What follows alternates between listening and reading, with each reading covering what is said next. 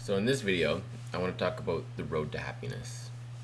It comes about because I just had a conversation with my son. I was putting him to bed, and we were talking about happiness, and he had this idea that fame would make celebrities happy because I guess he values fame and he sees fame in others. And then, I was talking about the consequences of being famous and the complications of having people recognize you, and then you're losing your freedom of anonymity because people would approach you all the time if you were like a famous celebrity. And then he thought that maybe like fame was not the route to happiness, and I'm like, well, no, of course not. But like, the reason for that is fundamentally the reason that it's not the route to happiness, and it has nothing to do with the consequences of being famous. And I had to explain it to him, and I felt very inspired. So I think it's a good message, and that's why I'm making a video about it.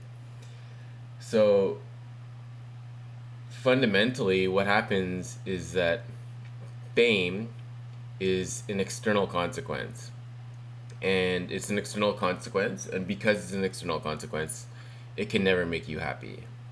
And this goes back to a lesson I learned in a course I took in university called The Meaning of Life.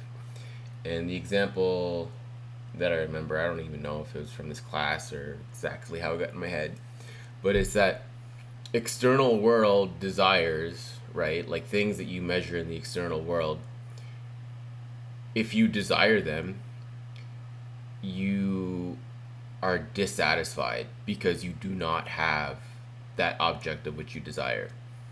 And so you strive for it in your unhappy state, striving towards that thing that you think will make you happy until you achieve it. And then when you achieve it, you finally attain the thing that you desired for so long, then you will no longer have that desire either because you've attained that desire. So your desire to have the thing is now gone. And so you can never find your happiness.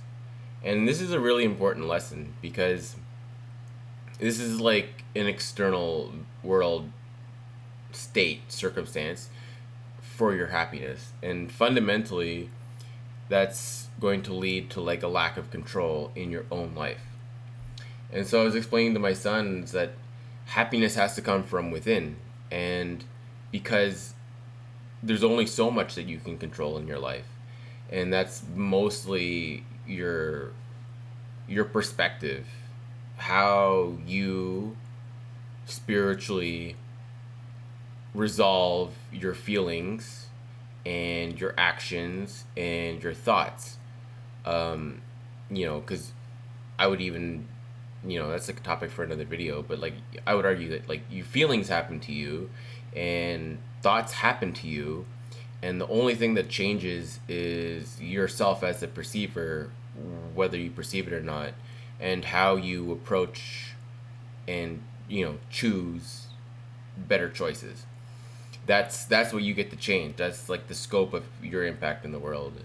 And like, yeah, I give them the examples, like, you build something out of Lego, and that's what you get to build with your potential and your jurisdiction as like as a human being.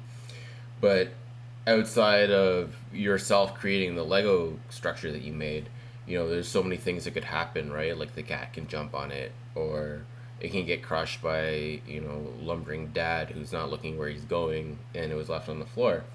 And so the external world exerts so much more control over the external world, and even over you, really, that depending on external world states for your happiness is going to lead to a lack of control, right? And like a dependence. So because like you're dependent on the external world, and the external world is outside of your control for the most part. I mean, like, you get some control, right? But then the external world says, aha, no, today there's a tsunami, and like it doesn't matter anymore. So if you want to be happy, you have to find it from within. And that's today's video. Thank you.